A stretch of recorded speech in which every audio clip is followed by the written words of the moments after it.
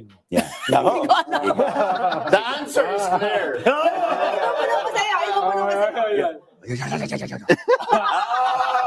Yan yung sabi ni Miss Reg. Mukhang yun din ang kinabukasan ko. Huwag kayong ganyan. Padala nila lang kami ng postcard.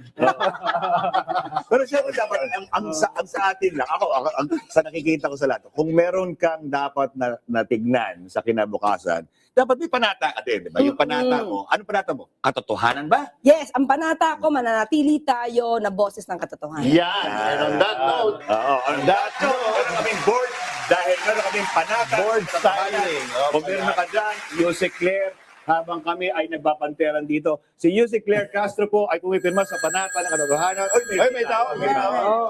Meron. Oo nga eh, sabi ko nga rin eh. With love. Ayan. Anong panata mo, Yusek Claire? Maging boses Yan. ng katotohanan.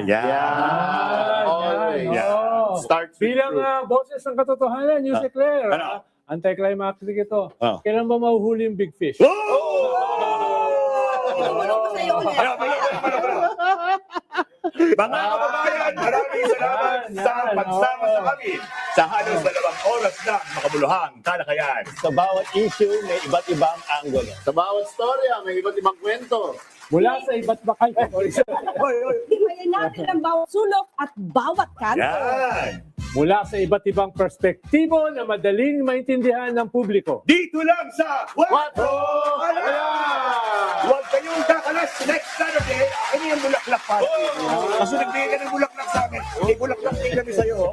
At may hulog kang mga tsokolate. Pag-inggit, pikit.